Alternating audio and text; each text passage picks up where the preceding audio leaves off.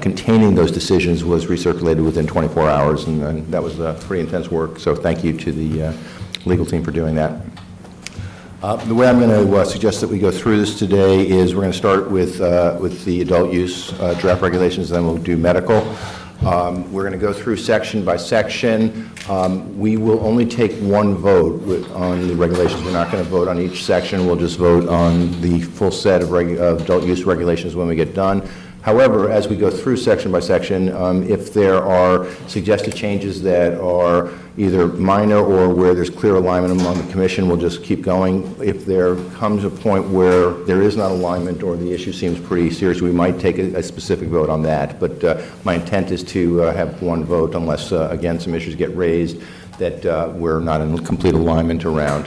That being said, I'm going to get started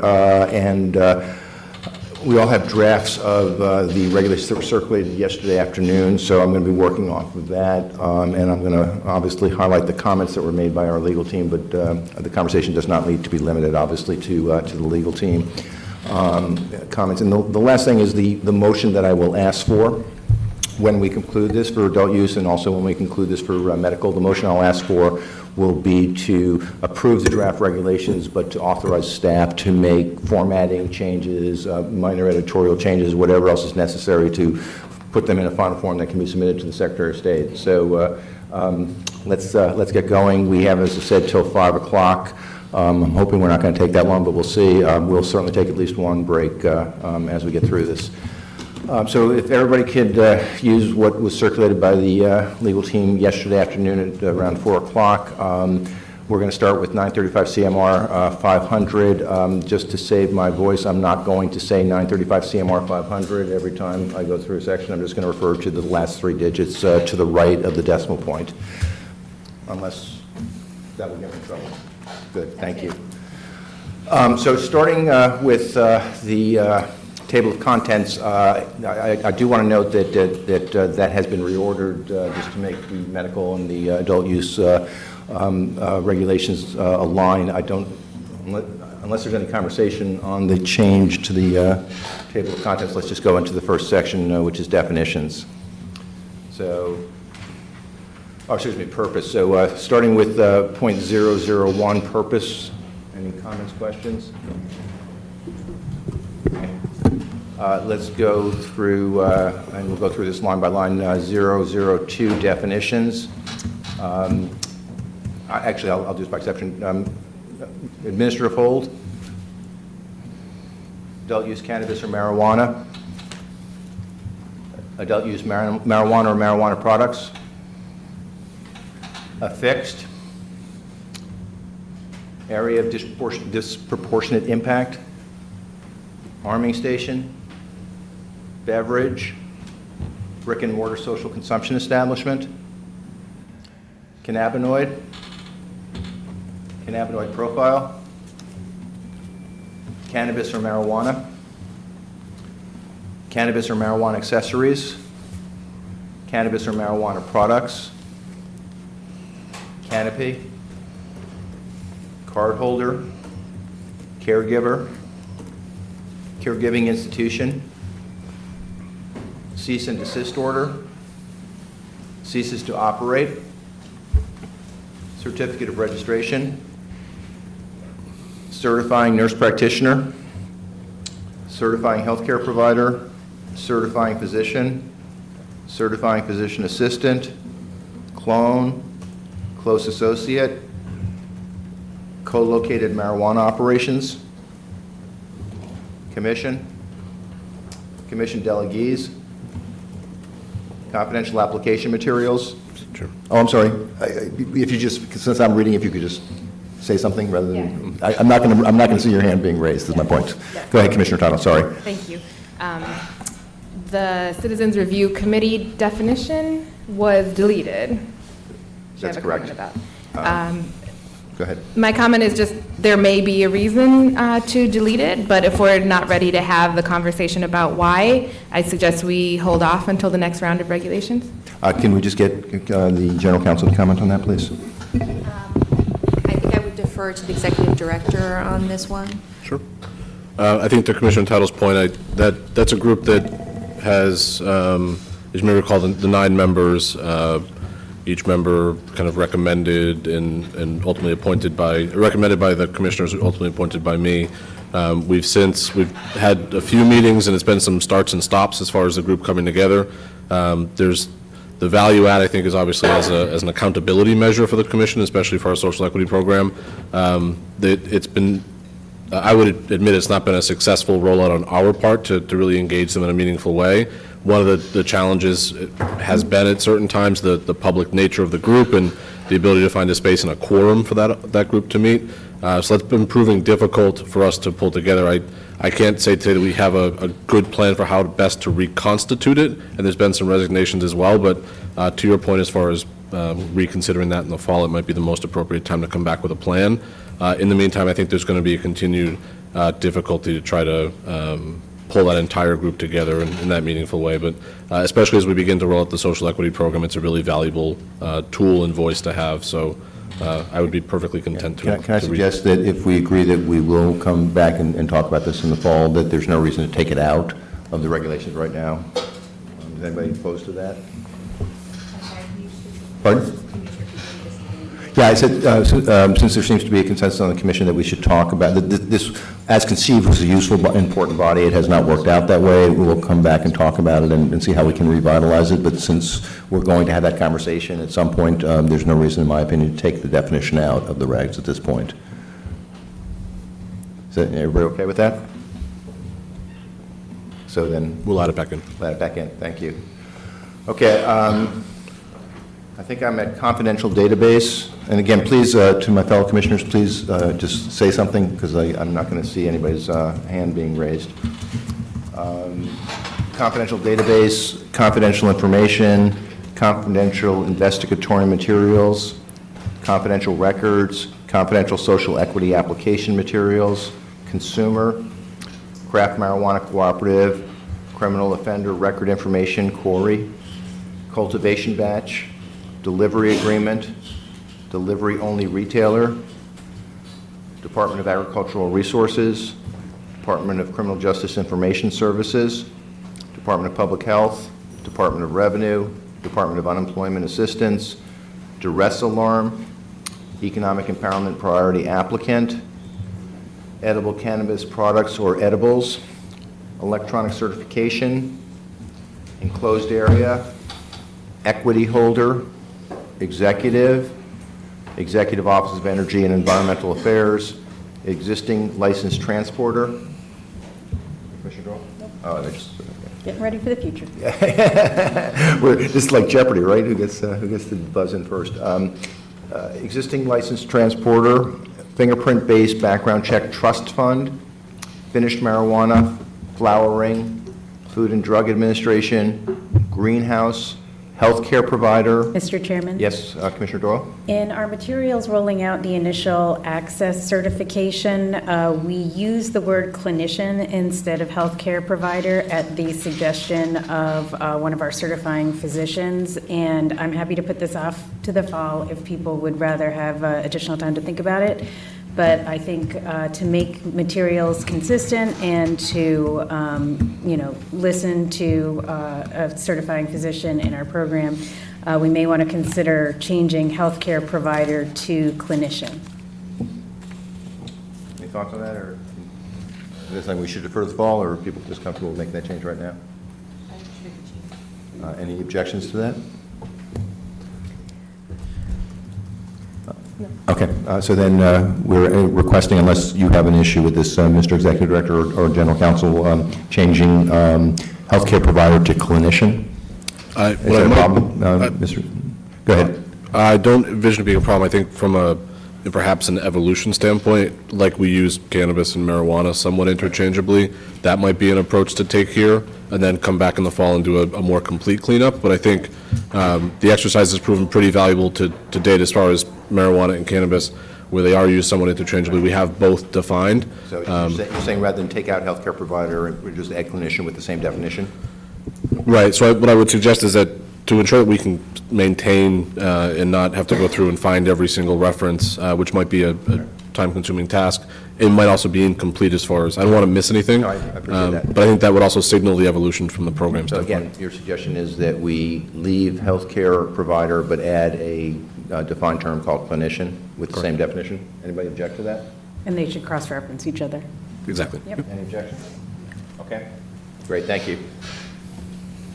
Hemp, hold-up alarm, horticultural lighting equipment, horticultural lighting square footage, host community, independent testing laboratory, individual order, institutional caregiver, known allergen, laboratory agent, law enforcement authorities, licensee, lighting power density, limitation on sales, limited access area, local authorities, manufacturer, marijuana cultivator, marijuana establishment agent, marijuana infused product, marijuana product manufacturer, marijuana regulation fund, marijuana retailer, marijuana social consumption establishment. Oh, great. Good job, Steve.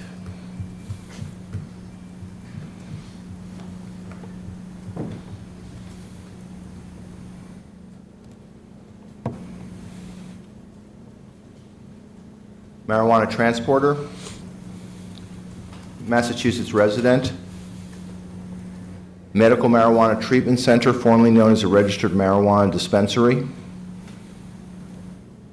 medical use cannabis or marijuana, medical use marijuana or marijuana products, medical registration card, member, micro business, MTC priority applicant. Here's my lack of scientific training. Mycotoxin, outdoor cultivation, order to show cause, other jurisdictions, owner, panic alarm, paraphernalia, patient registration card,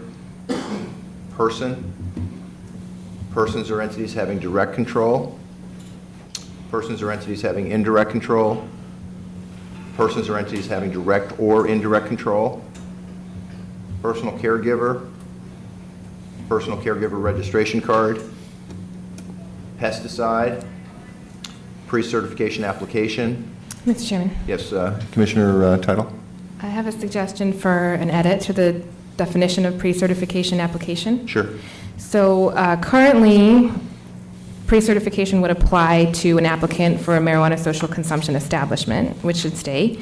However, our equity work plan also lists the staff coming back in the fall with recommendations for a pre-certification application for social equity program participants and economic empowerment applicants.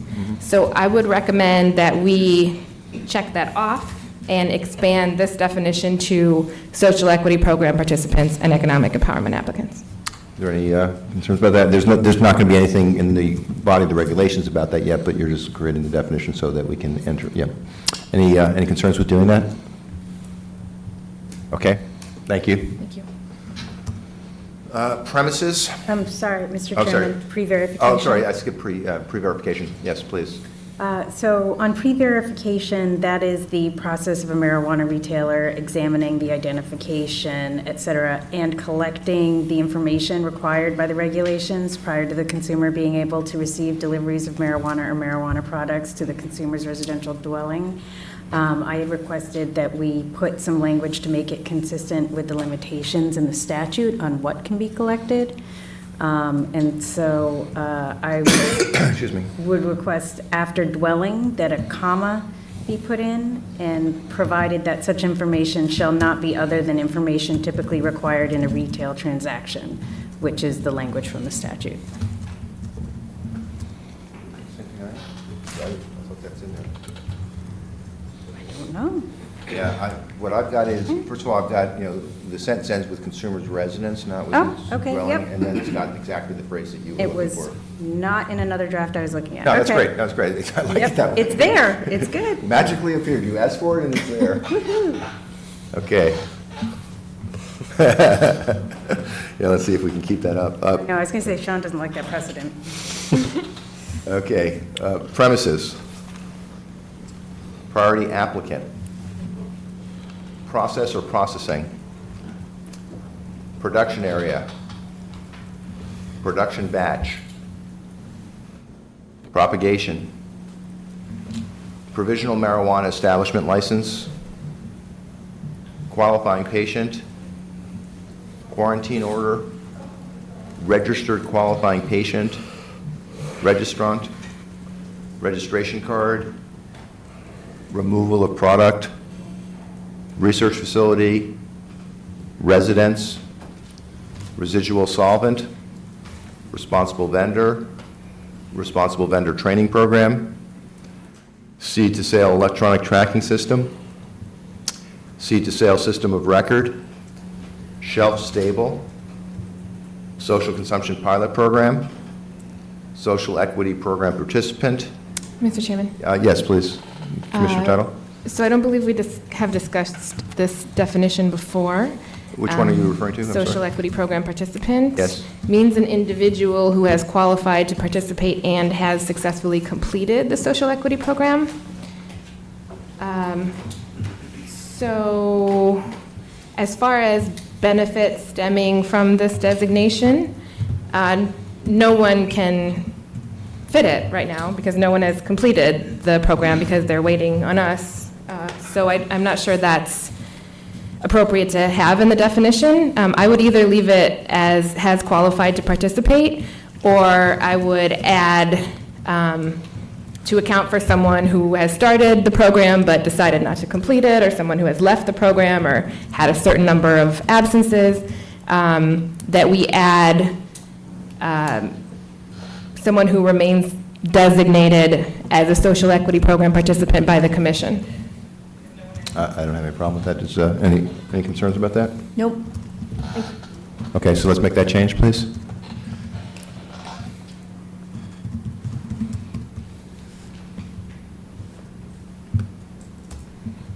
Okay. Summary suspension.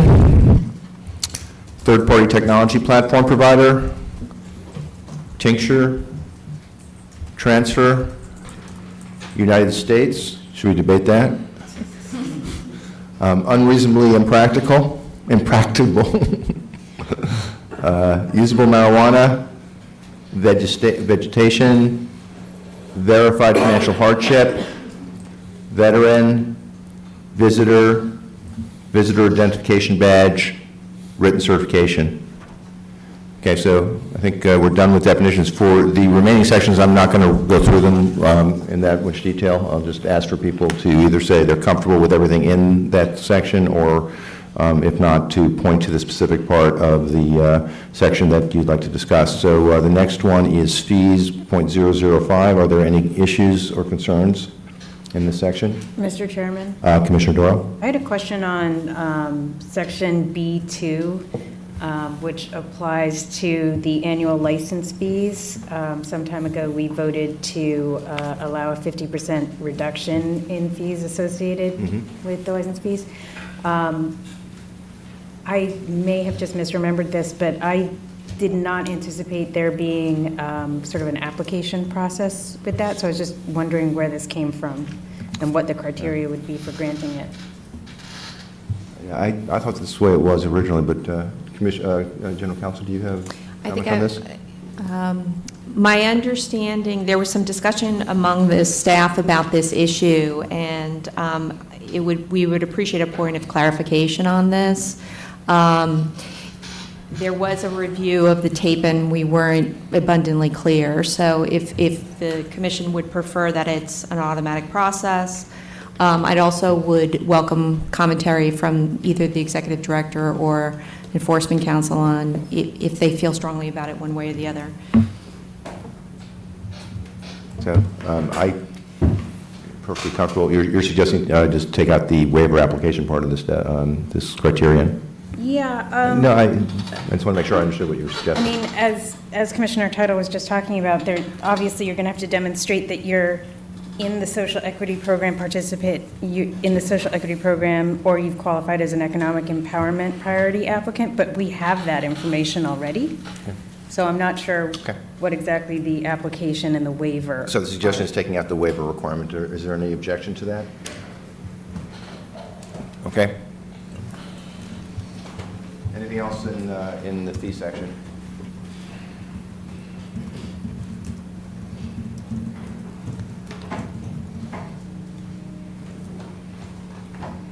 Okay. Our thanks to our Mr. Chairman, if I finance may. team for doing all the work to modify this and to, If I could just, oh, yes, go ahead. just for consistency's sake, I wanted to, I know there was some previous discussion about change of ownership and the Yep. fees required for each. So there was an attempt to bifurcate that, which is if there's a total acquisition and new entities being introduced, that is a per entity, per license fee.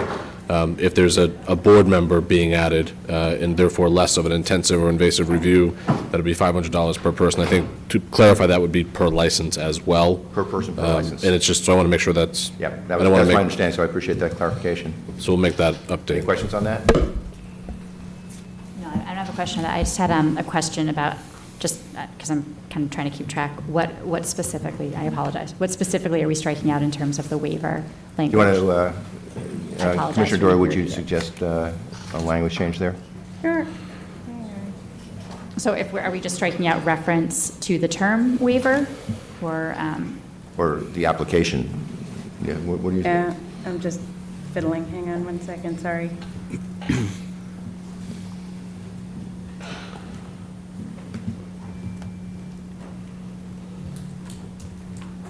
if I could make a suggestion? Sure, please.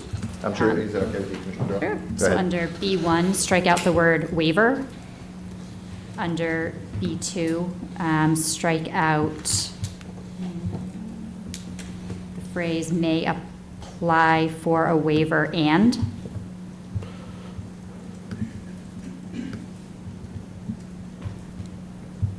Okay, I so- think that's, and then,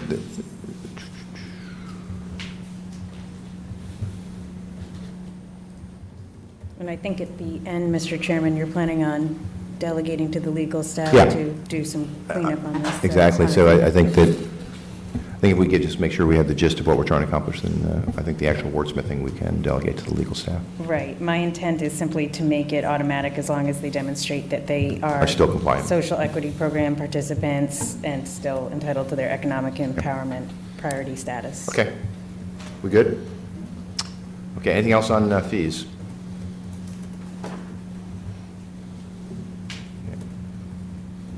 Then I believe we're at .029, registration and conduct of laboratory agents.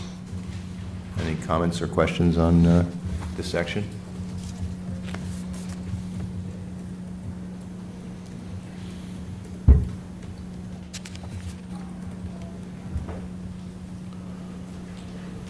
Okay, I'm going to move on, is that okay? .030, registration of marijuana establishment agents. Mr. Chairman?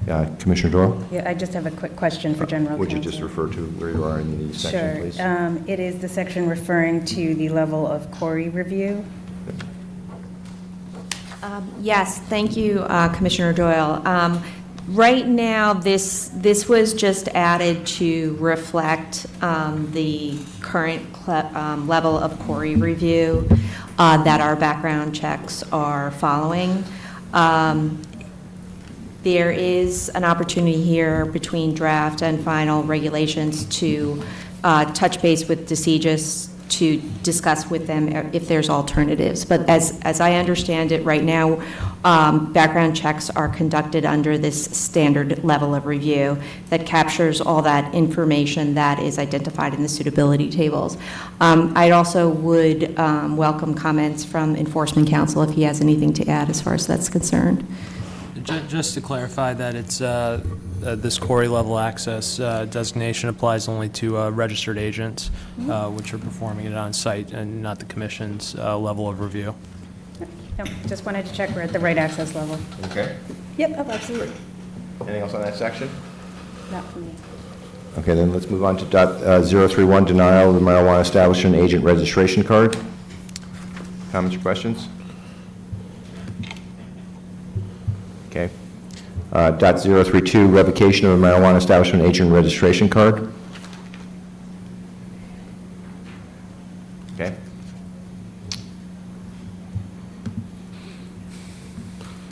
.033, void registration cards.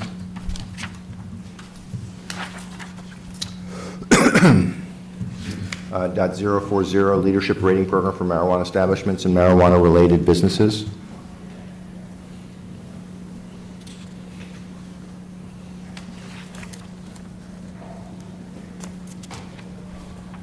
.050, marijuana establishments. Mr. Chairman? Yes, Commissioner Flanagan, is that? Nope. Or not, Commissioner Doyle, sorry. You would think after all these years, I would recognize voices.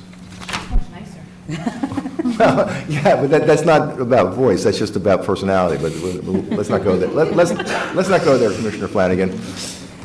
Oh, boy. Anywho,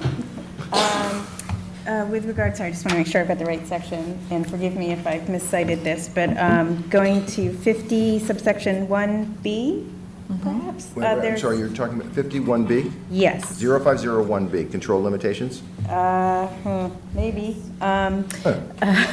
It's about the language regarding independent testing labs. There's language regarding waiver there that is not consistent with how we've treated So it you're, in another this section. is, just to get it right, it's .050 B2. Excuse me, 050 B2. And what's your any concern or question, Commissioner Doyle? So the language in that particular section talking about independent testing labs states, similar to the license that we dealt with earlier today, that testing labs can get waivers from statutory requirements. And that's not how we've treated it with 500, 200. Instead, it's a different process. It's not a waiver process under 500, 800. So we just need to make this consistent Okay. with what's, no, not in the medical regs, but what's in our own regs. It's just a cleanup. Yep, no, I got you. Okay. Commissioner Jen, Understood. Yep. Great, thank you. Thank you. Okay, anything else in .050? Thank you, Commissioner Doyle. Yes. Please give me the reference. In subsection 3H, which deals with limitations on craft cooperatives. Yes, 3H? Yes. Yep. There was language that I drafted from the original regulations that may have caused confusion, which has led to new language, which I'm worried may cause even more confusion, or... Be careful, I did a lot of that language. Go ahead.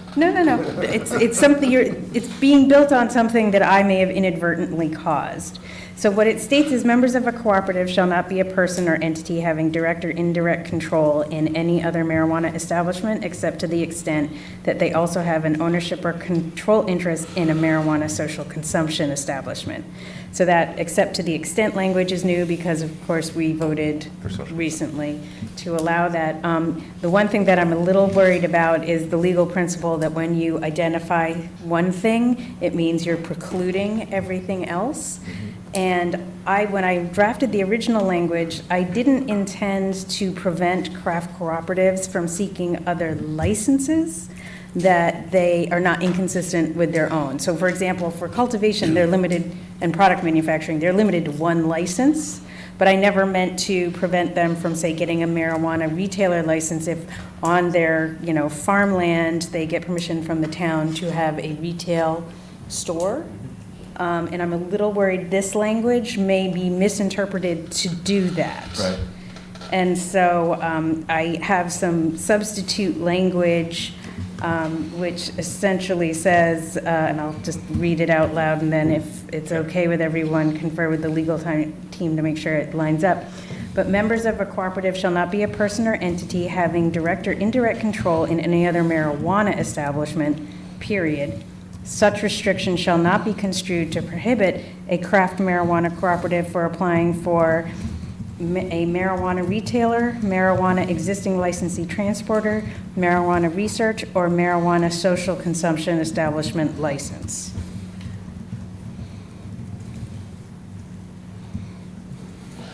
Commissioner Title? Could you repeat it one more time? Yeah, don't blame you. Members of a cooperative shall not be a person or entity having direct or indirect control in any other marijuana establishment, period. Such restriction shall not be construed to prohibit a craft marijuana cooperative for applying for marijuana retailer, marijuana existing licensee transporter, marijuana research, or marijuana social consumption establishment licenses. I'll have to figure out the grammar on that one. But Let's not do grammar today. yes. And we will be here on, are there any concerns about that? And just to clarify, the original language was meant to say, we don't want to have people trying to abuse the control. Yes, and I recall the agents. conversation. I think it was a good catch. That's fine. Unless there are any issues, let's keep going. Thank you, Commissioner Doyle. Anything else in .050? Pardon? I apologize, I didn't put the section, I put the page number. What's the topic? I'm trying to track it down. Oh, it is in 50. It's the restrictions on a marijuana retailer license, and it is under marijuana retailer, it is section B. Go ahead. So in the language, it says, and I may be editing myself here, but a marijuana retailer shall provide a retail location accessible to consumers 21 years of age or older or in possession of a medical registration card demonstrating that the individual is a registered qualifying patient with the medical use of marijuana program. That's fine, except that General Law, Chapter 94G, Section 4A and a half says our regulations shall include a prohibition on persons under 21 entering adult-use marijuana establishments. I think if they're co-located, it's fine. My concern is that this language doesn't quite get all the differences that could be presented, where we have some marijuana retailers that do not have co-located medical marijuana retail sales, and instead it just welcomes all medical marijuana patients, which is slightly inconsistent So with the statute. you're saying if you just add the clarification that the medical card is only allows for admission to co-located facilities, not to a pure adult use store? Yes, language to that Yeah, effect. I think that's consistent with what we're trying to do. So is there any objection to that? Okay, thank you, Commissioner Doyle. Anything else in .050?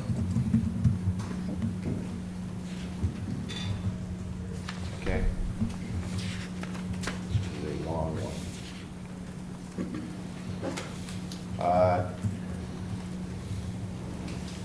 .100, application for licensing of marijuana establishments, which, why is it blank?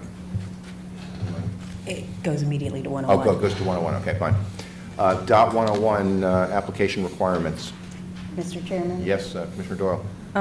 In 500.101, subsection 2, subsection B, probably in response to a question I asked on Tuesday, we reference section 500.103, I think, which is about renewal and licensure, but we still don't, I think, have a connection with 500.102, which is that part of the regulations, I think, that talks about action on applications. So I just wanted to check, was that purposeful or was that inadvertent? If I can, Commissioner Doyle. Yeah, go ahead, General Counsel. My understanding of this addition was legal and licensing and enforcement's effort to just capture that there was more process after the provisional license process. If you would like us to include a reference to 102, I would just check in with Enforcement Counsel on that, but I think that's fine. And just to clarify, jumping ahead a little bit to 2 sub G, Sub 5, it includes a reference that once the provisional license application has been submitted, it will be reviewed in the order it was received pursuant to 102. So it looks like it that takes gets, care of it. yeah. All right, never mind. Okay, no, that's good. As I say, I like the ones that we can resolve quickly Yep. like that. Nope, I just missed Okay, it. anything else in .101?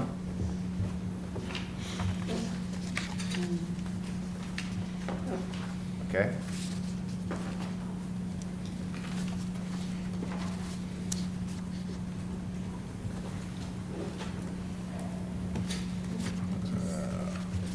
This is a long one. Okay, .102, action on applications. I'm sorry, Mr. Chairman, you're Yes. just a little too quick for me. Okay, well, it's a long section, so I should have given you more time. There is a subsection, and I'm sorry, I'm just trying to find it. Management and operations profile. And if you're on a computer, Yeah, it's H. the one I'm on says F, it's at the bottom of 53 of the clean version of It's, the it's under, regs. it's a sub-bullet to application of intent. It's the eighth sub-bullet to application of intent. I'm sorry, no, No, I don't think so. I had it. I just had it. Yeah, it's management and operations profile F, Yeah, right. and then subsection S to subsection F. It talks about sanitary practices in compliance with 105 CMR 590.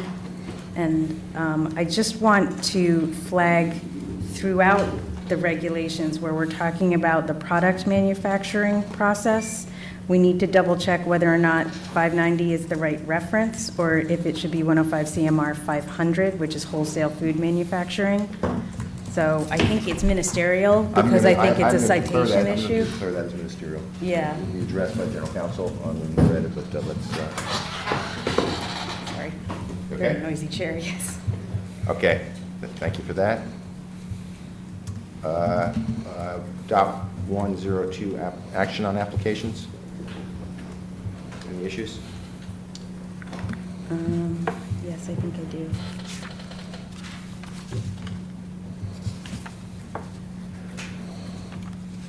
Yeah, it's a long section, so I'll give you some time, Commissioner Doyle. Thank you, sorry about that. That's okay.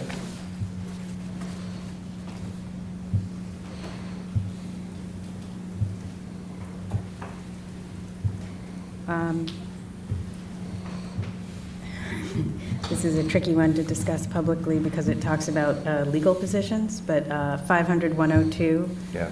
I have raised some concerns about subsection E. 1E, the applicant, current information, starting with the applicant shall keep current all information. Yes. Yeah, go ahead. I have concerns about the language that we're using. And I would actually request that we postpone the changes until fall unless the staff is adamant that they're urgently needed, because I think we need further discussion. Can you just tell me what the issue is, and then we'll ask staff for their thoughts, but I'd like to understand what your concern is, please. Sure. It's essentially talking about extending the period of time allowed to take action on applications, and I have some concerns about doing so.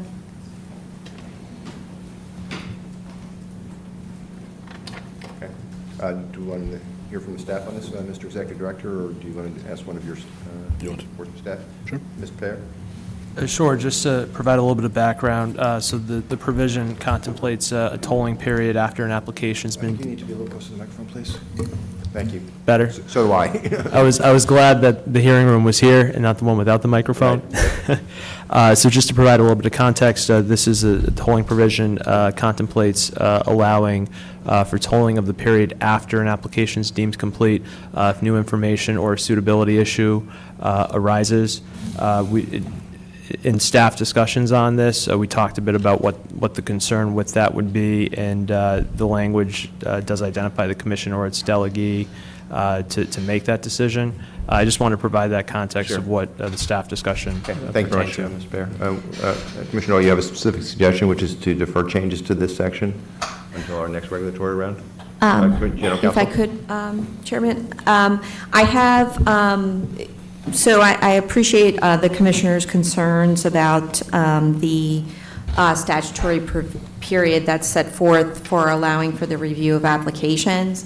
It's my opinion that this language is consistent with that language and with the spirit of the legislature's intent, which is that the commission not delay in its review of license applications. As I understand it, and Enforcement Counsel can speak to this a little bit more if he would like, is that there are situations after a determination that an application is complete where licensing enforcement figures out that there's actually information needed to review the application. So it brings into question the completeness of that application. Ultimately, it's for the commission to decide whether it feels as though this is a fair interpretation of that particular statutory provision. Thank you. Commissioner Goff?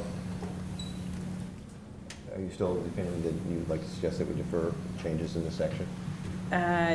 Yes, because I remain concerned about part of the language. Okay.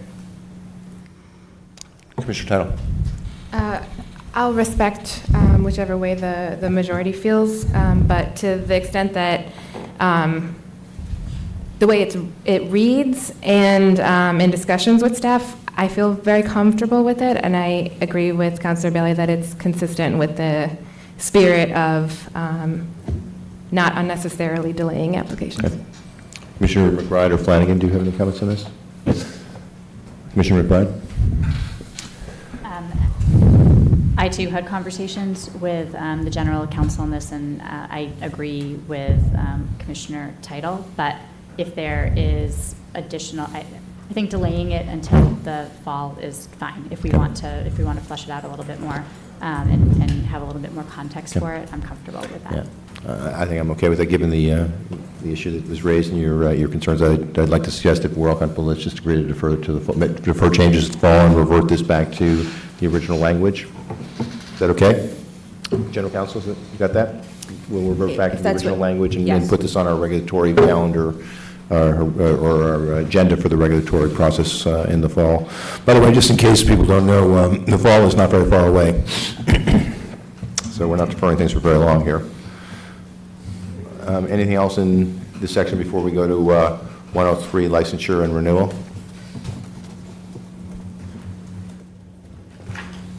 I'm looking at you, Commissioner Graham. I know you are, I'm sorry. I'm double checking, but I think I'm fine. Great, thank you very much. Dot 103, licensure and renewal. Anything in this section? Questions or comments or proposed changes? Yes. I'm sorry, Commissioner Tuttle? Sorry, Mr. Chairman, we're on 500.103. Well, dot licensure- 103, yes. Licensure and renewal. Yes. Okay. Just give me the reference for the section, please. Yes. So under number 4, expiration and renewal of licensure. Yes? Under E, Yes. Marijuana establishment submit a component of the renewal application. yes. Go The ahead. marijuana establishments shall submit as a component of the renewal application an accounting of the funds or monies received by the municipality as a result of the host community agreement with the licensee. I'm fine with this requirement. I just wanted to suggest an addition to mirror the language of the statute. So directly lifted from the statute, where it describes what shall be documented and considered a public record, I would like to add the following language after renewal application. Go ahead. The marijuana establishment shall submit as a component of the renewal application documentation of any cost to the municipality by the operation of the marijuana establishment and then leave the rest. Okay. I think that's certainly consistent with my recollection of our conversation on this and the statute. So are there any objections to that proposed addition from Commissioner Tuttle? Okay. Do you have anything else, Commissioner Tuttle, on this section? Anybody else on this section before we move on to dot 104? Okay, let's move on then to dot 104, notification of approval of changes. Notification, excuse me, and approval of changes. Anything here? Okay. Dot 105, general operational requirements for marijuana establishments. It's a long one, so I suspect we have Commissioner Doyle, you want to start? Yeah, I don't want to preclude anyone. Mine's Oh, no, not I'm till- going to give everybody else a chance to, so go Yeah. ahead. Mine's not till section 6, if anyone has. We're not any- going to do that in the sequence, just go ahead if you have Okay. something, and we'll, In section 6, subsection A2, it looks like there is a new subsection B that. now I'm going to just ask you to hold on for a second. Oh, sure, sure. It's on page Okay, 86. I got it. Go ahead. And the new subsection, section 2 is about exit packaging. And the new language in subsection B appears to be not be able to be opened easily with scissors or knives if appealing to children. And I just wanted to, double check this is new language. It is. Okay. And then B, I actually was trying to imagine what material would classify or qualify for this requirement. I'm obviously putting on my environmental hat and being a little concerned about the generation of additional plastic waste.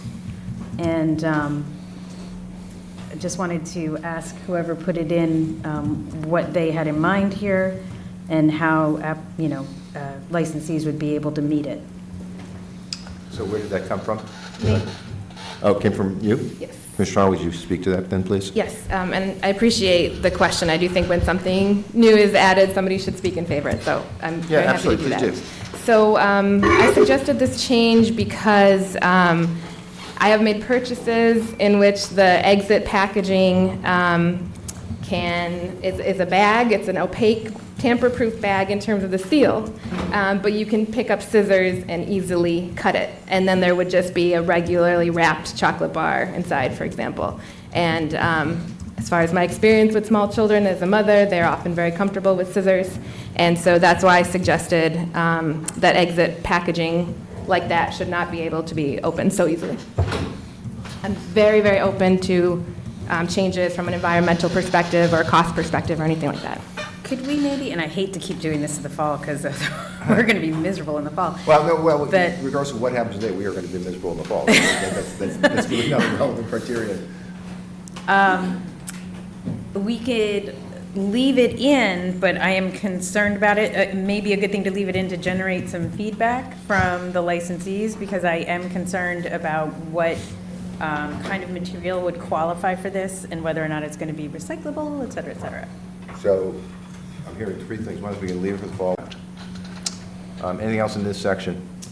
Mr. Chairman, Yes, Commissioner Flanagan. so under the responsible, Can you give me a section reference if you could, please? it is 105, it is subsection, it says 7. Seven. Certification training class co-curriculum. On page Yeah. 168 of the locked-up version. We talk about the curriculum for the training program. I'm not finding that. So. Give me a second. Yep, let's see, and I'll find it on this one.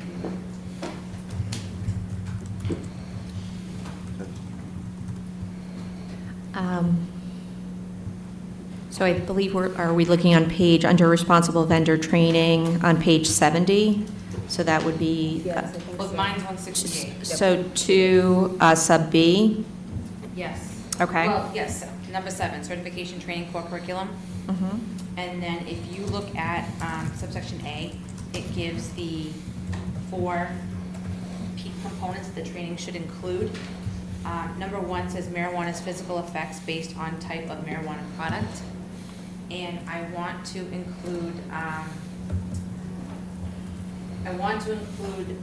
the language that says, discussion concerning effects on the human body. Training shall include scientifically based evidence on the physical and mental health effects based on the type of marijuana product. Sorry, could you say that again? Yep, scientifically based evidence on the physical and mental health effects based upon the type of marijuana product.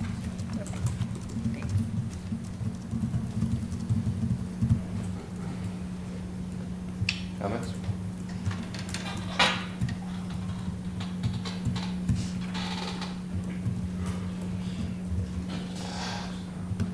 Sorry. It's on page 70, sort of midway down. 71? Page 70? 70? 71, sorry. Okay, thanks. Give me a second, please, Commissioner Flanagan.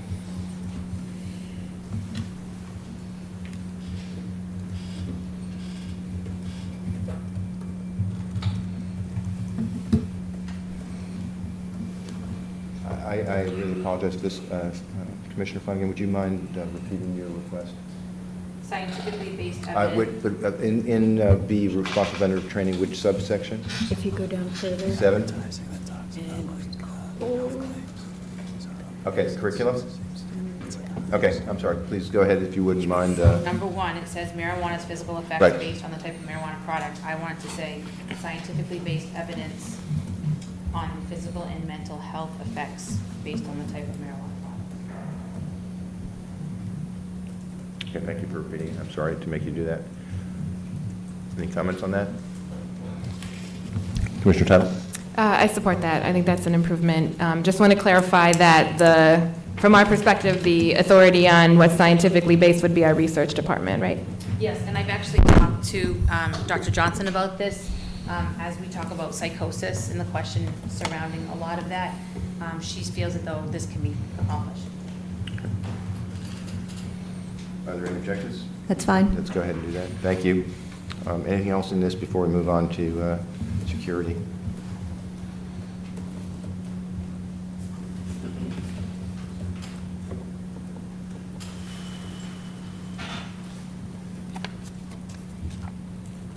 Mr. Chairman? Yes, Commissioner Tuttle? I have some suggestions on marketing and advertising requirements. Which is section, So it's just under where we just were. It's 4, thank you. pardon? 4. 4, okay. Section 4, marketing and advertising requirements. Yep, go ahead. This is more of a flag, and so I would defer to Commissioner Flanagan's expertise. The phrase appealing to persons younger than 21 years of age, images appealing to persons younger than 21 years of age.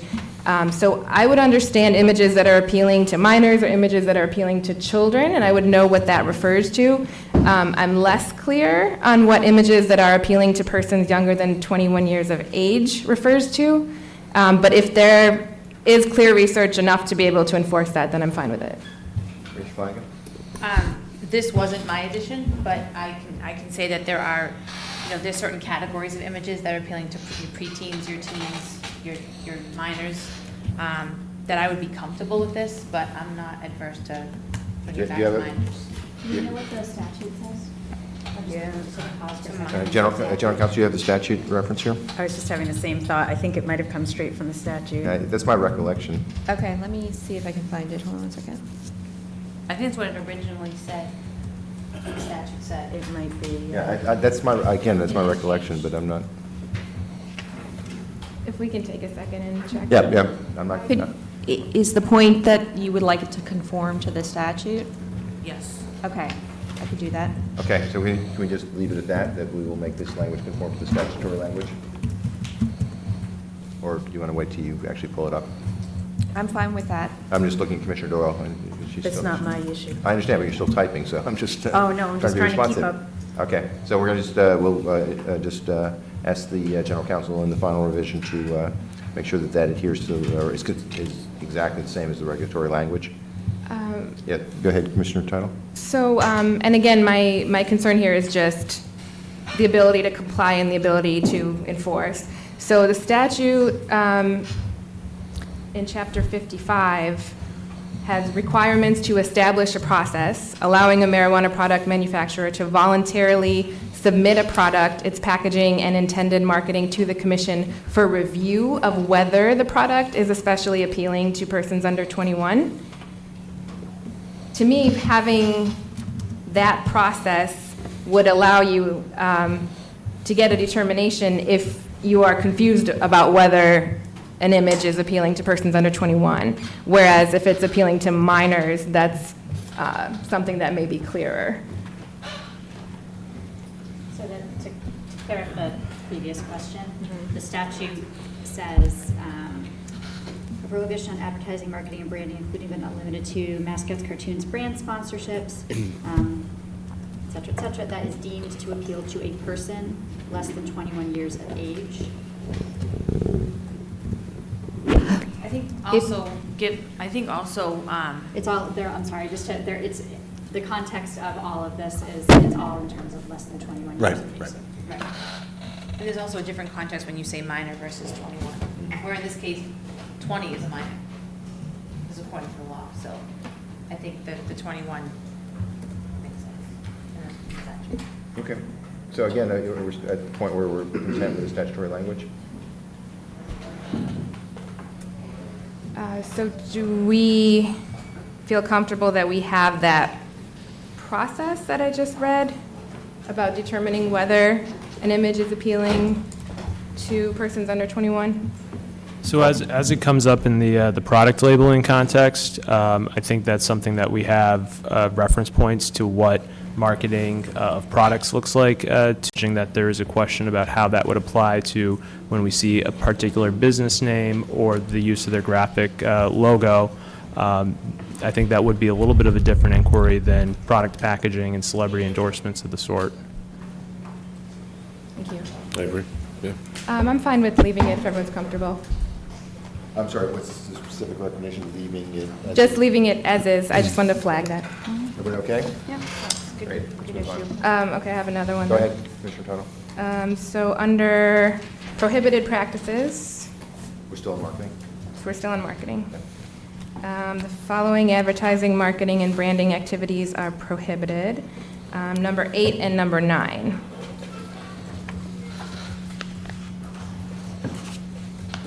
I would like to suggest, so basically this is leaving the meaning as intended, I think, but making it clearer. So I'll just read it. So my suggestion is number 8, advertising on any billboards or any other public signage which fails to comply with all state and local ordinances and requirements. And number 9, installation of any illuminated neon signage or external signage, and leaving the rest the same. But I'm not sure, what are you suggesting explicitly, apologize? So the suggestion is changing number 8, where it currently says installation of any billboards, Right. to advertising on any billboards. Okay. And then moving illuminated neon signage to the next bullet point where it would relate to installation of. Any issues with that? I support that. Yeah, I don't think that's an issue. Okay. Anything else in this section? For anybody? Any commissioners, that is? Yes. Commissioner Tuttle? In 3 separate areas, under number 13, under labeling. So I'll go with labeling of edible marijuana products. Number 13 is directions for use of the marijuana product if relevant. I would like to cut if relevant in all 3 areas where this phrase appears. Sure, that makes sense. Any questions? I'm sorry, I'm just getting there. So, okay, you know where you are? Yep, directions for the use, yep, I see it. B13. So take out just the last 2 words if relevant. Yes. Any concerns? Okay. Commissioner Tuttle, anything else? I'm scrolling. We all are. Mr. Chairman, so it seems, Yes. as I follow along, it seems like there's 3 locations where if relevant appears. Yeah. So you like all 3? All 3 are going to be removed. Okay. Correct.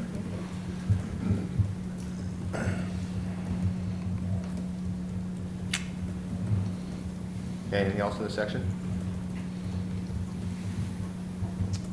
Number 17, social It's equity. social equity program? Yes. Go ahead. Okay, in the equity work plan, Commissioner McBride brought up a good point that we should reconsider the income limitations. So we discussed that and have a proposal. It would be under number 1, and it would add, income does not exceed 200% of area median income and.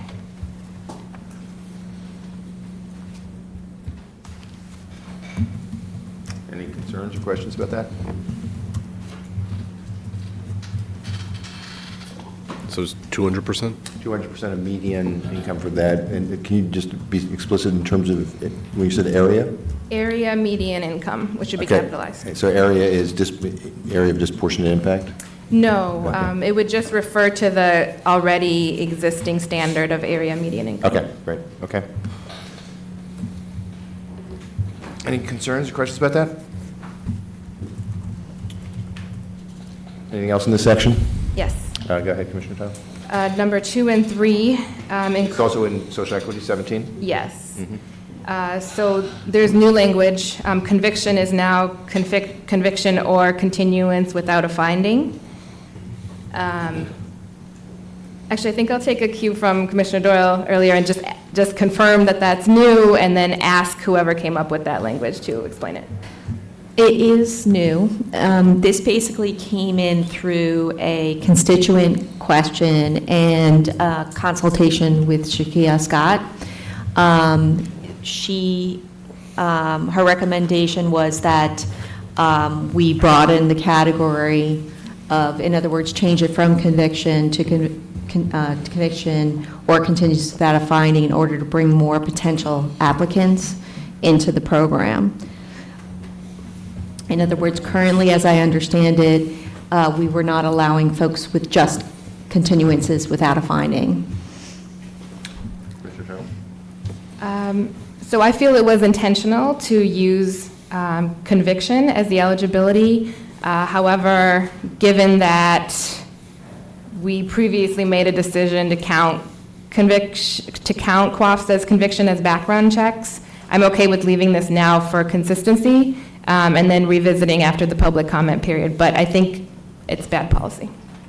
Okay, so you're okay with leaving it in and revisiting it in this cycle when we do our final regulations? Yes. Could I also just ask, I respect the vote is already done on the background check piece of it, but where did that suggestion come from, that under the background checks, QAFs would be counted as conviction?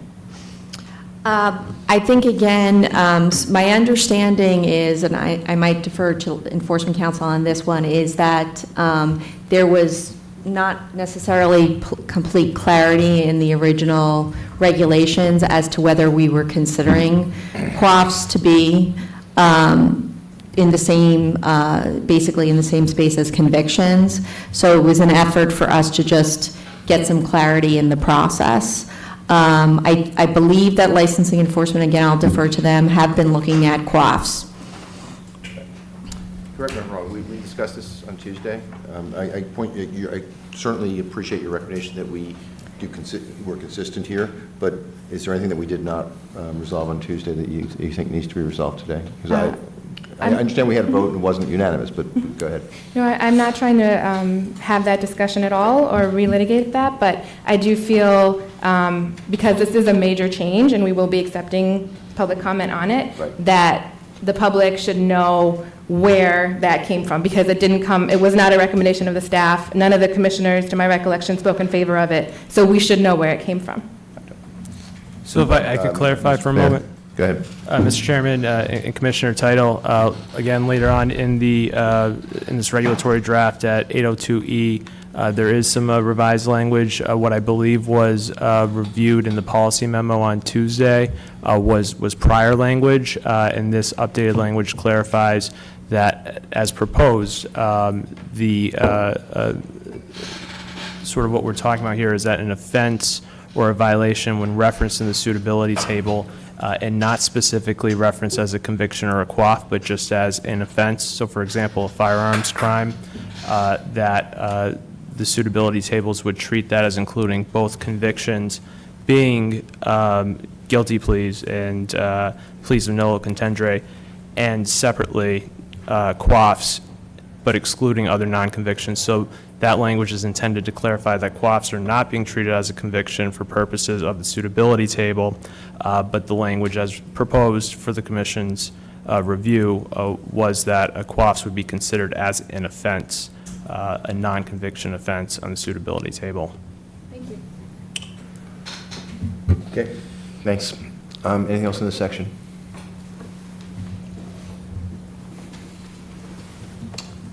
Okay. I'm going to declare victory on that section. Dot 110, security requirements for marijuana establishments.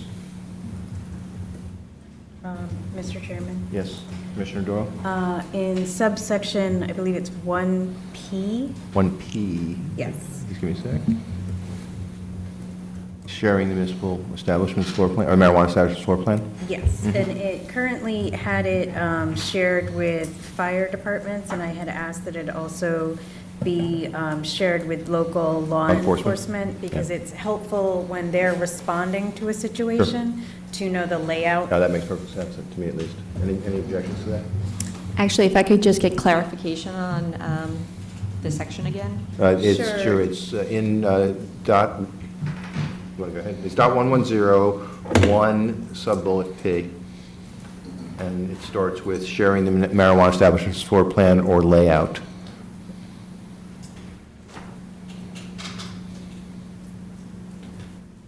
Otherwise, on page 106 of what was circulated yesterday.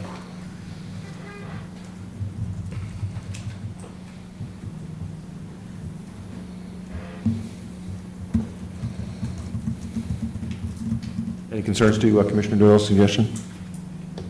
Can we move on then? Anything else in this section? Dot 110? Yep. Please go ahead, Commissioner Doyle. Mr. Chairman, in subsection 9, and this is not something I previously asked before, it just occurred to me as I was reading through the regs. Too late, sorry. Yesterday. Go ahead. I don't think it's too impactful. It is essential. Wait, just give me a second. Sure. Catch up with you. Yeah, I'm catching up with myself, actually. Incident reporting, what, is there a sub-bullet? Yes, it is. Sorry, I'm hopping between documents.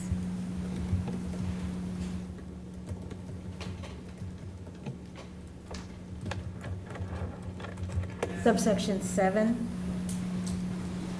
A7? An alarm or activation or other event? Nope. Oh, I may not have the right section, I'm sorry. Yeah, no, there's no, so You could just give me a moment. 9 is incident reporting, and then there's sub-bullet A with 9 sub-bullets, and there's sub-bullet B and sub-bullet C in that section. Yep, I can find it in 2 minutes. It's a section that lists out municipal, oh, it is 7. So the section talks about alarm activation or other events that requires response from public safety Yep.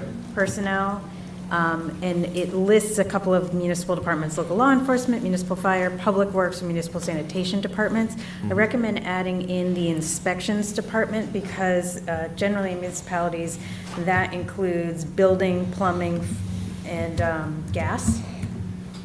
And I think for especially some of our facilities, those are very relevant departments. So your specific suggestion is what, I'm sorry? To, in that list. I see the list, yes. Yeah, to add inspection services. Okay. Any concerns with that? So essentially, you have a gas leak. Yeah, no, usually I it's all understand, I fire. understand the point. I just want to just make sure the commissioners are okay with your suggestion. Okay, got that, General Counsel? Yes, thank you. Okay, anything else in dot 110? I'm sorry, just going back to that, do we want to say municipal inspection services? I just want to.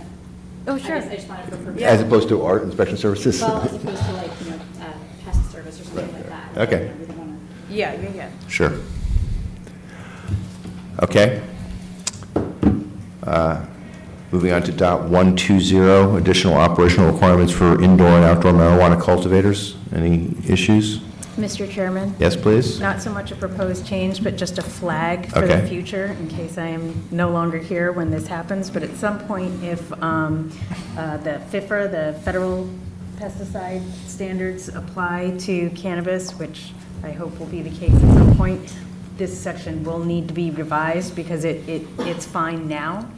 but this will become inconsistent if MDR's pesticide policies start to include pesticides that would not be consistent with organic standards. Duly noted, thank you.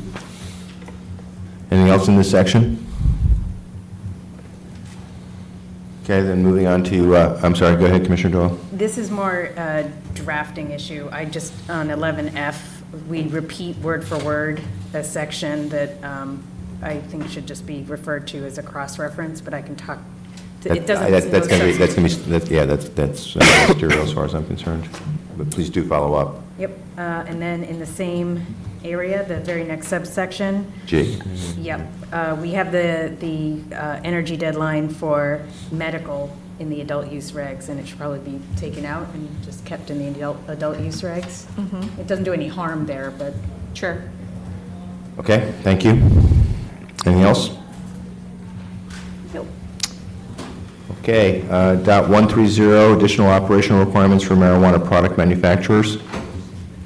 Mr. Chairman? Yes. I apologize. This is not a change, but it's just a flag from a previous section. Yep, for May I? cultivation and operational requirements. It's actually for security. Okay. So the phrase, it might be easier to just search for the phrase, which is power outage.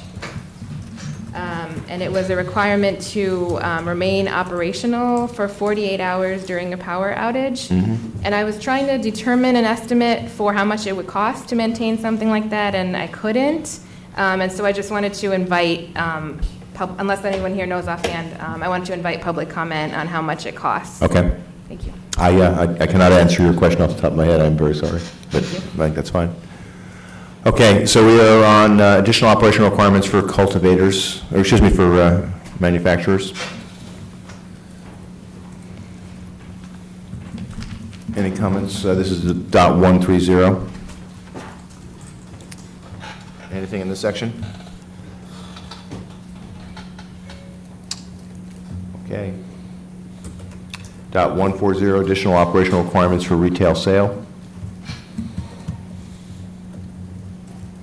I don't think there's much that's changed here. Okay. Dot 141, additional operating requirements for marijuana social consumption establishments. Mr. Chairman? Yes, Commissioner Doyle. This is actually a question. I apologize. I missed this on Tuesday. In section 141, subsection 2E, it talks about preventing people from bringing their own accessories in. I just wanted to double check that because the alternative is going to be them Having to purchase. selling, vape pens and various devices. Yeah, I'm sorry, I too don't recall that. I mean, I certainly was part of the social consumption working team as Commissioner Title, where we agreed that we'd recommend that people were not allowed to bring marijuana and marijuana products. I don't recall, do you, Commissioner Title, that we excluded bringing in marijuana accessories? We did not. Yes, I don't know. Go ahead, Yeah, Commissioner, this was, General so, Counsel. excuse me, I'm sorry, Chairman. Yes, so in consulting with staff on this, the suggestion was made, I think out of an abundance of caution, to include marijuana accessories. I see the Commissioner's point, and we can delete that if that's how. Yeah. Just Go ahead, Mr. Bear. to clarify here, this is a drafting error. This is not intended to prohibit marijuana accessories. The language was changed from inversion to more clearly state that the policies and procedures would be for preventing marijuana not obtained from the social consumption establishment.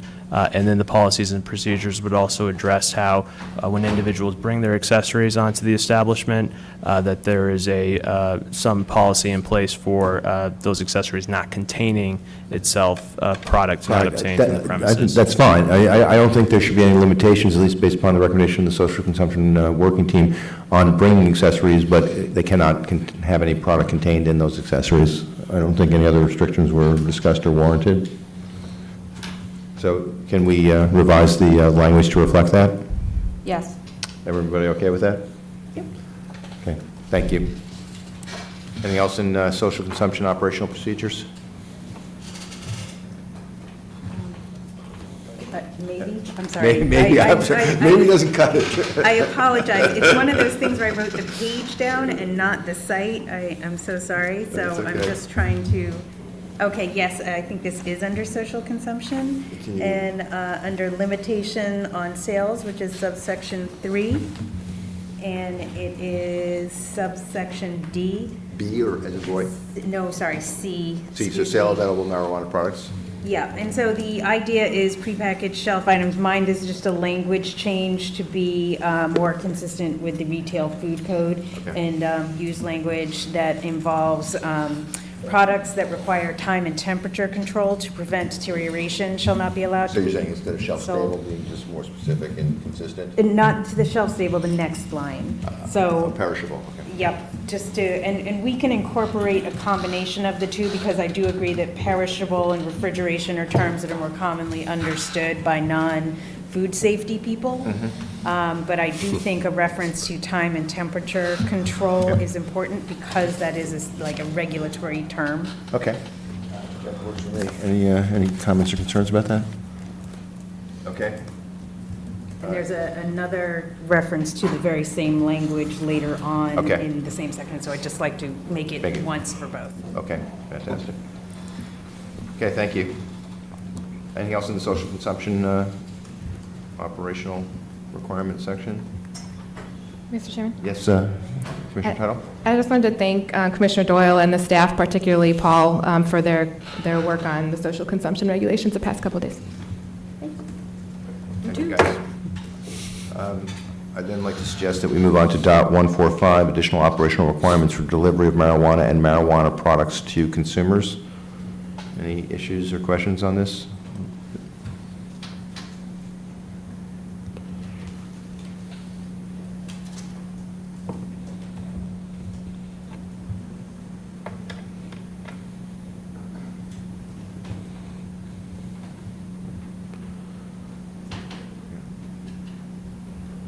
Okay. Mr. Chairman? Commissioner Doyle. Sorry.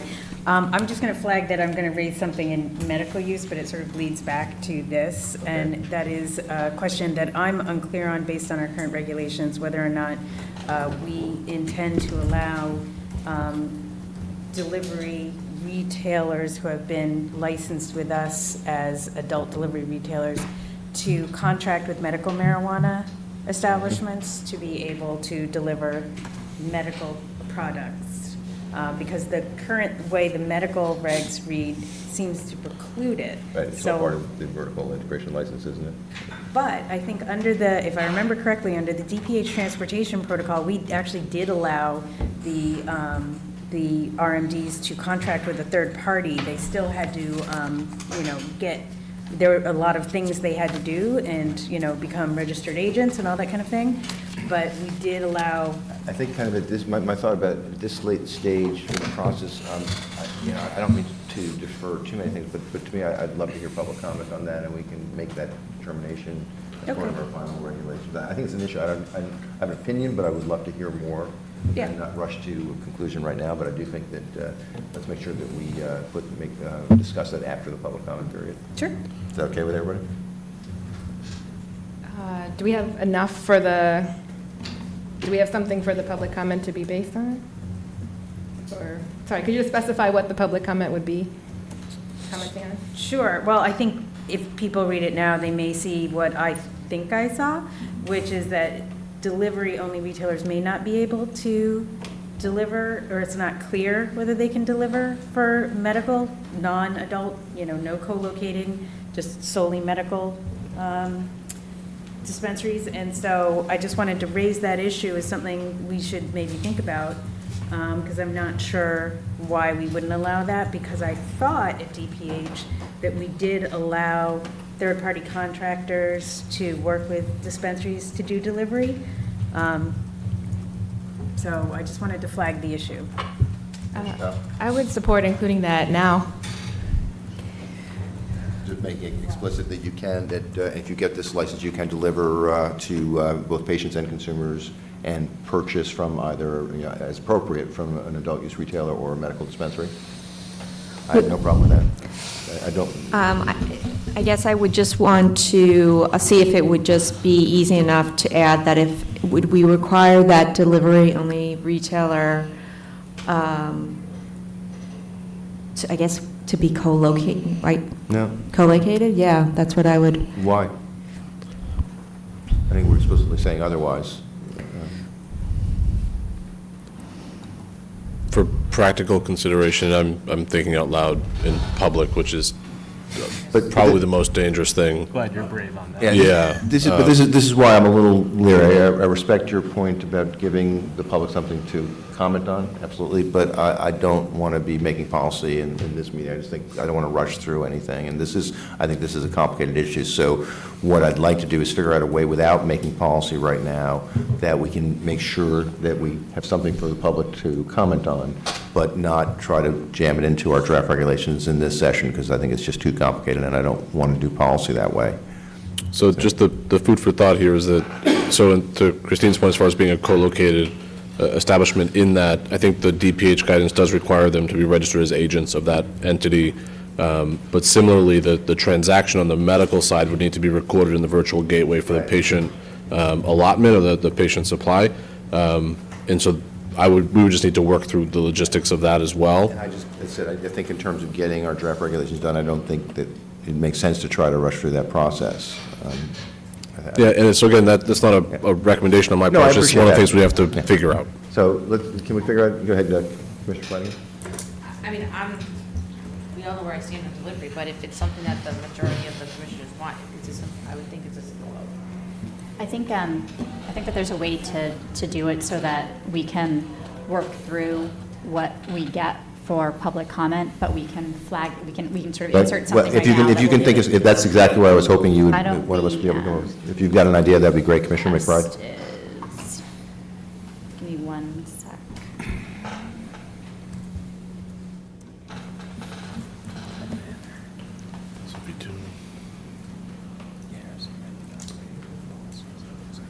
Sale, patient sale, through the gateway. They're doing it on behalf of the R&D. So I would suggest adding in the definition of delivery-only retailer, Yes, in the definition? Mm-hmm. Okay. I'm not after gonna the go word back. consumers.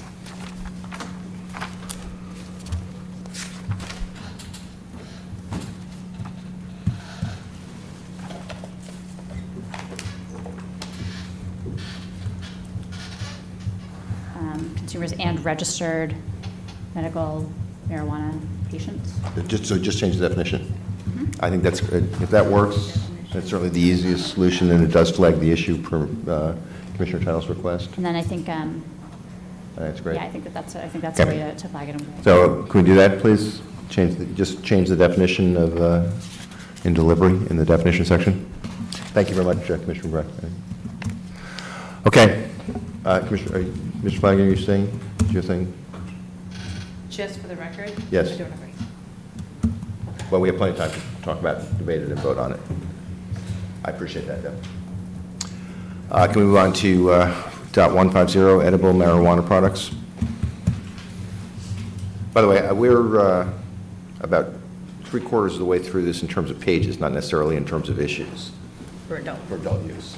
So my preference would be to let's try to finish adult use and then take a break. Is that okay with everybody? Might take us a little while. Again, I know we have 25% of the pages. I don't know if we have 25% of the issues remaining. But let's keep going. So .150, edible marijuana products. Anything on this?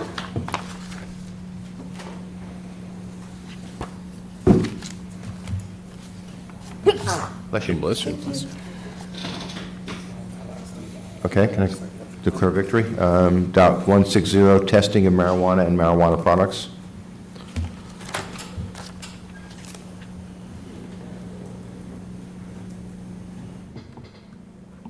Okay. .170, municipal requirements.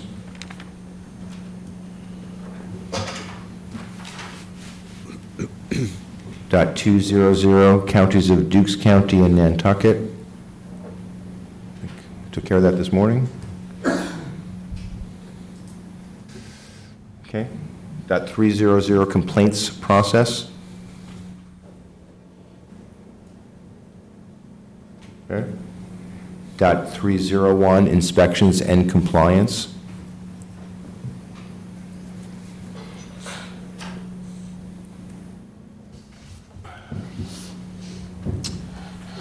Dot 302, compliance examination.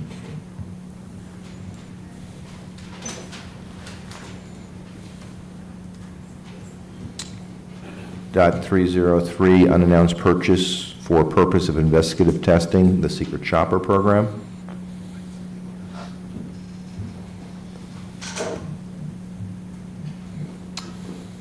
Dot 310, deficiency statements. Dot 320, plans of correction.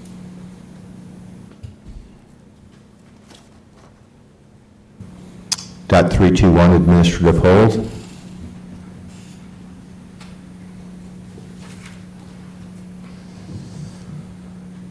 Excuse me. Dot 330, limitation of sales.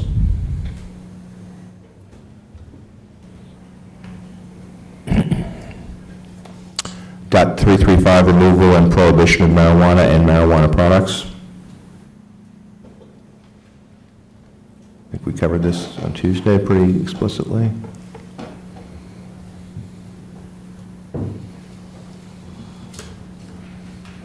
Dot 340, quarantine order.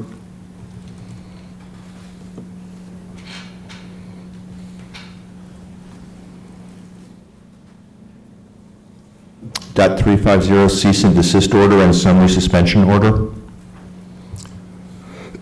Excuse me.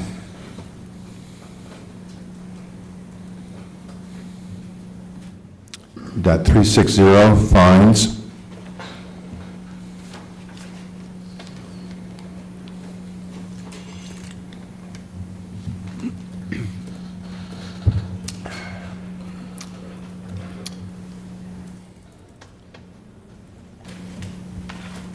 Dot 370, order to show cause.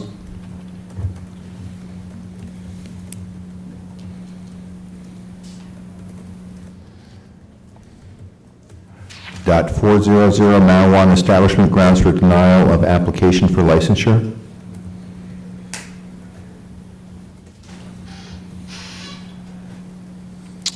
Dot 415, void marijuana establishment license.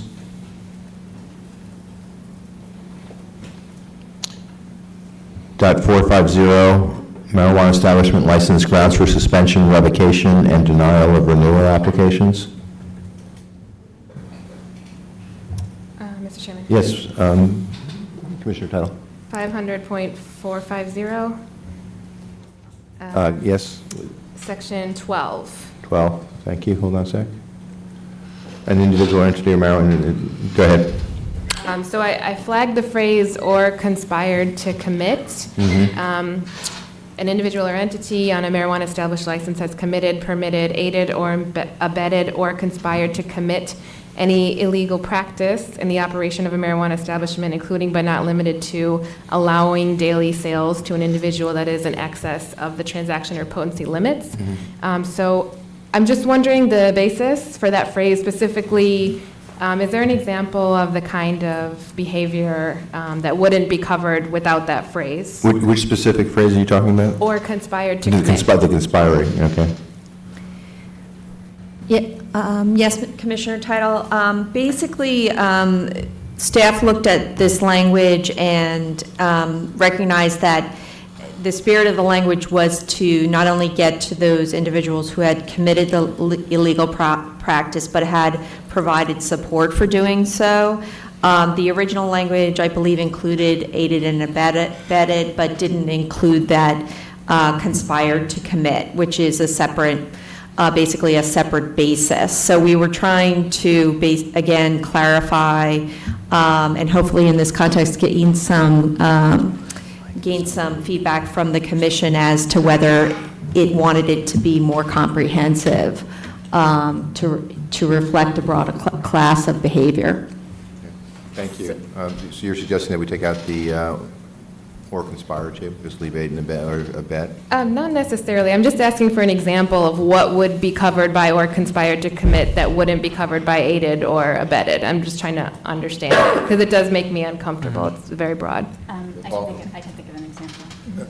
So I think one example could be where there could be a conspiracy to provide legalized, regulated, packaged, labeled products to somebody for sale outside of the environment of the marijuana establishment that potentially we could hear about either through, in kind of like the daily course of our operations of doing inspections and interacting with law enforcement, being, out in municipalities. And I think that's kind of how like the communication with law enforcement is sort of intended, that and we've talked about this before, there are going to be times when there are things that law enforcement could encounter that are just administrative and they'd want to flag them for us, and there could be things that we could encounter as we're sort of hearing that could be fall on the criminal side that we would flag for law enforcement and kind of have that relationship.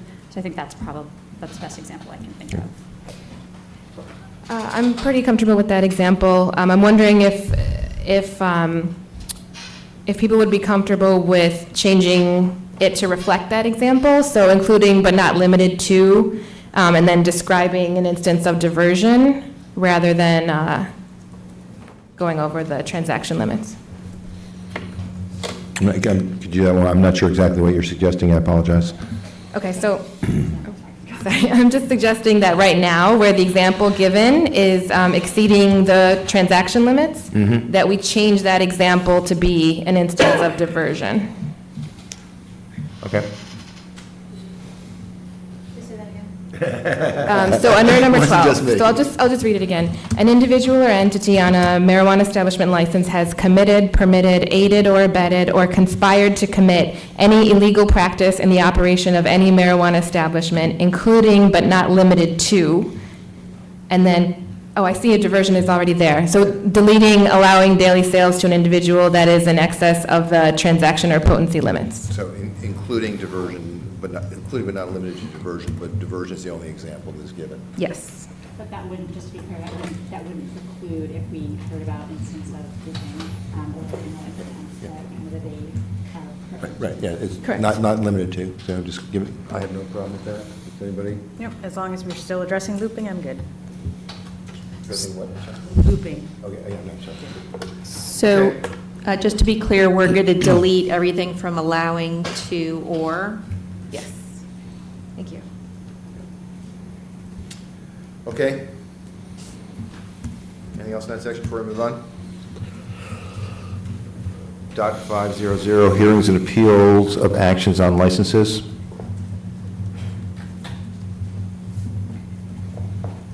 Okay. Excuse me.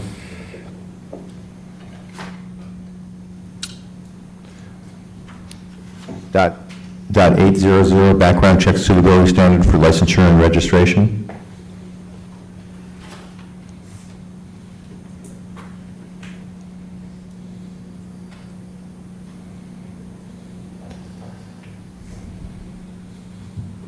Okay. Dot 801, suitability standard for licensure. Mr. Chairman? Yes, Commissioner Doyle? I have some concern with the language in subsection 3, the first sentence. Wait, I'm hold on a a little second. worried it's open to misinterpretation. Licensees and registration shall remain suitable at all times, is that? Yep. Go ahead. And I had suggested we maybe turn that into a more active sentence, because what I'm worried about is that someone could misinterpret that to say they'll be deemed suitable during their license period, because the next sentence talks about updating if they get a conviction or Right. something like that. So What are you suggesting? I'm suggesting licensees and registered agents are required to maintain their suitability status at all times. License or registration remains in effect, and suitability status is subject to reevaluation at any time, which would then flow into Yep. they have to update I think that makes their sense. stuff, just to make sure people don't misunderstand. No, I appreciate that. I think that's a good clarification. Any concerns about that? General Counsel, you have that? That's fine. Thank you. Thank you, Commissioner Doyle. Anything else in this section? Nope.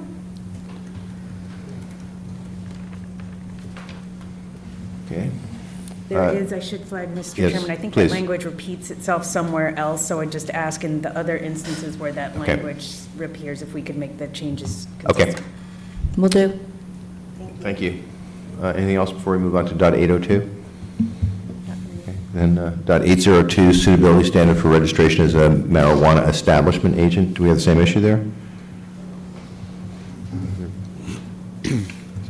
I mean, I think it's in 3, it says, I think it's the same issue in 3, isn't it? Yeah, so I think it's what you want. so it may just have been, the change may have been made in one place and not the other. We should just make them consistent. Yeah, so this is, so 3 in .802 needs to be consistent with what we just talked about. Okay. Got that, General Counsel? Anything else in this section?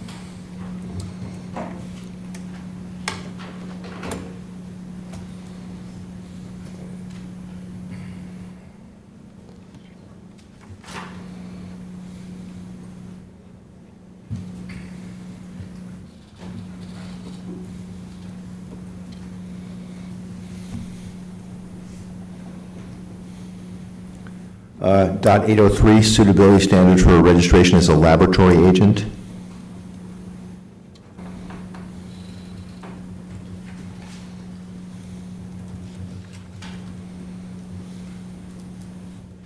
Okay.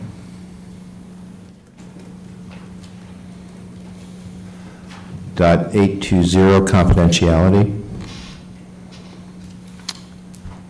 Mr. Chairman? Yeah, yes, please.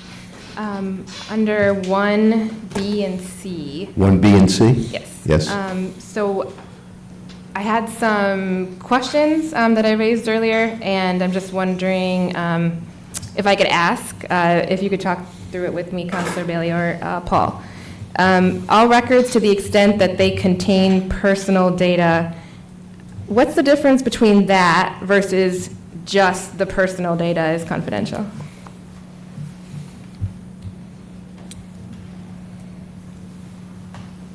I'm not sure if I understand your question. Okay, so the following shall be exempt from disclosure. All records to the extent that they contain personal data.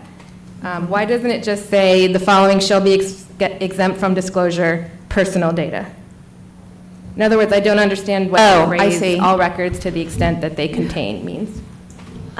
So I think what that is trying to capture there is a record could have more data in addition to personal data. So we are, trying to capture there that to the extent that it contains personal data, that would be the thing that would be, protected. And, portions of records might have to be disclosed that didn't fall under that statutory definition. But I can try to clarify that language a little bit if you're finding it to be a little bit vague.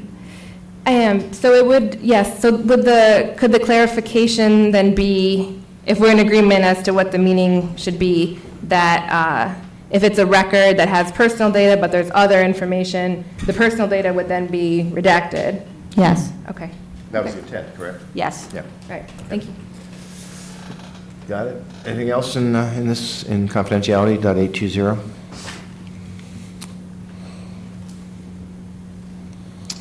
Okay, .830, petitions for the adoption, amendment, or repeal of regulations.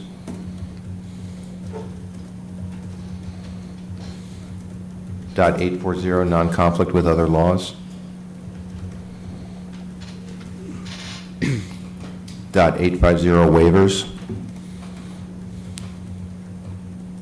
.860, notice. .900, severability.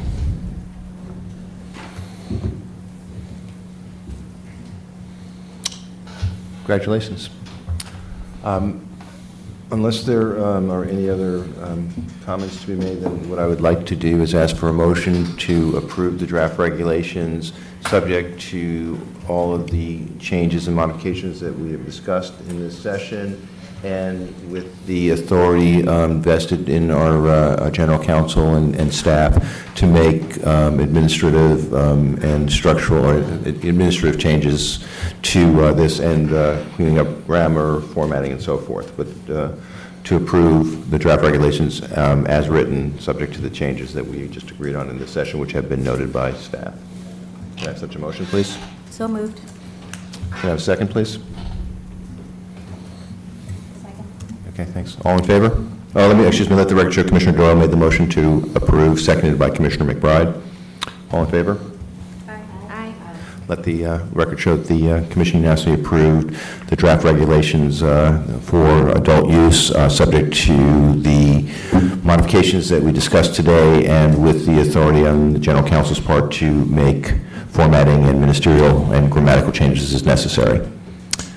Okay, thank you very much. I don't know about anybody else, but I need a break. So we're doing, I think, pretty well. It's 2:15. Can we reconvene at 2:30? Does that work for everybody? Need more time? Okay, so we're in recess till 2:30.